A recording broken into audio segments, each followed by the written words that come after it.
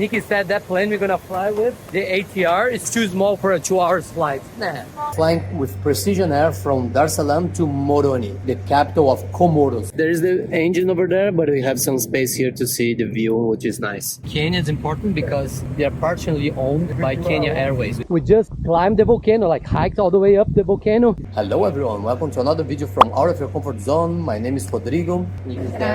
Working, and we are here in Dar es Salaam, the largest city in Tanzania, not the capital, and we are flying with Precision Air from Dar es Salaam to Moroni, the capital of Comoros, one of the least visited countries in the world. Maybe and probably you never heard of Comoros. It's an island chain in the Indian Ocean, close to Madagascar, not far here from Tanzania. And Dar es Salaam is the best way actually to fly to Comoros. It's the cheapest way, still quite expensive flights. But if you want to visit Comoros one day, from Dar es Salaam is probably your best bet. Haven't been to the flight yet, but to start, one negative point, which is not specific about Precision Air, is where they fly from. They fly from the international area of the Terminal 2 here in Dar es Salaam. And the Terminal 2 is not great, and the international area is even worse because it's hot. There was no water or food to buy or no water to drink anywhere. The internet is really bad. So yeah, not ideal. Hopefully they're gonna move to Terminal 3. We walked through the Terminal 3 here in Dar es Salaam, was brand new, super nice, super refreshing. Here, not great. And we share with the domestic terminal area here of Terminal 2,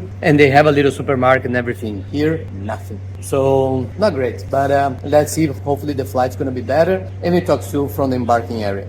And by the way, we're gonna have a full video showing what it's like to visit Comoros. And you know us always with a little dash of geopolitics because it's a very interesting country. They had 20 coup d'etats or tentative of coup d'etats since their independence in 1970s. So take a look at the channel and the video is gonna be there if you're interested. So it's 9 a.m. and we were supposed to leave at 9 a.m. So obviously we are late. And they already changed quite a few times the flights before. In our flights to come back here was supposed to leave at 4 from Comoros, and now it's leaving at 11 a.m. So quite a big change. Let's see what time we're gonna embark. Actually, we are delayed until 10, so 1 hour late. We are starting to embark now, 10:20. Nah, it's normal.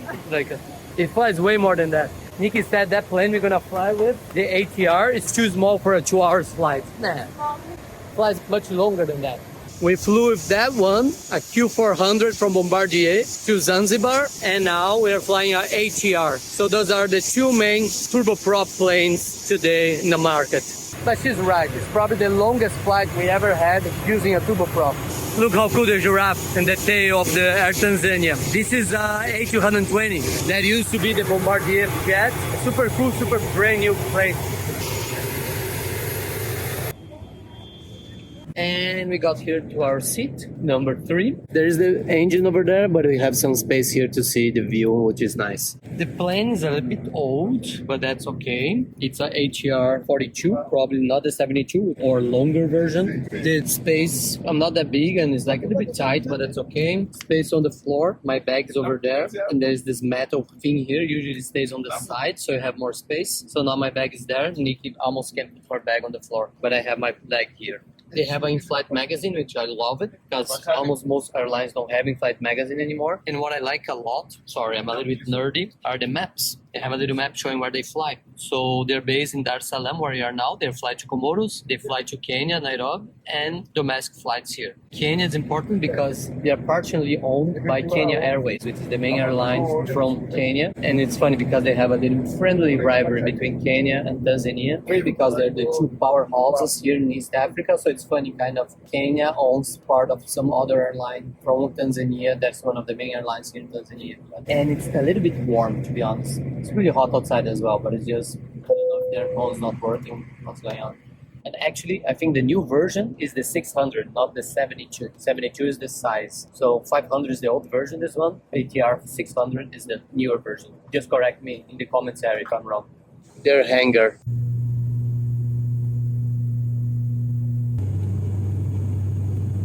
The airport.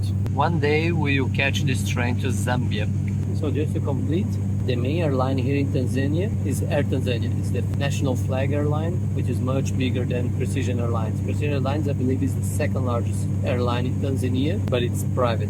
And as far as I know, right now, it's banned to fly into the European Union. Correct me if I'm wrong. They even have a loyalty program here. That's pretty cool. That's a surprise. They have an in-flight entertainment system here if you use your own device. Pretty cool. Watch some movies, shows. That's nice. I like it. This is not Zanzibar. This is Mafia Island because we are going southeast.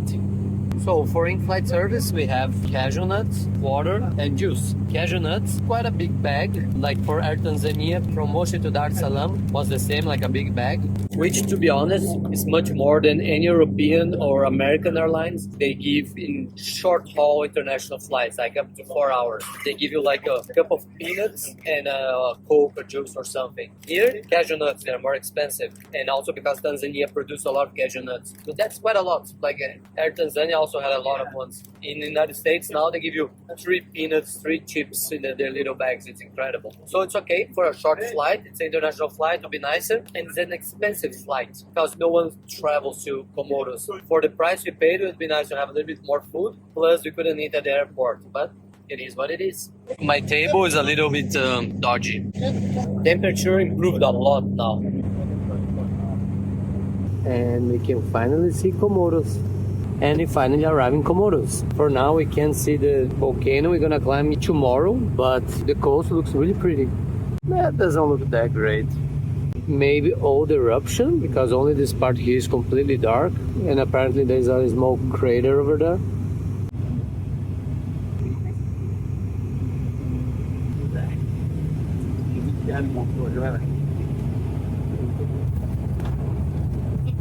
Safe and sound. Bunch of old plane there.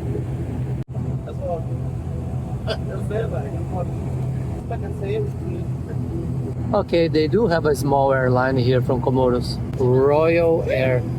Okay, so we landed 1 hour and a half later than we were supposed to. It's okay. I heard it's normal around here. I don't know how much more I'm going to be able to record because it's an interesting place, let's say. Let's see if I can have a conclusion somewhere else more interesting.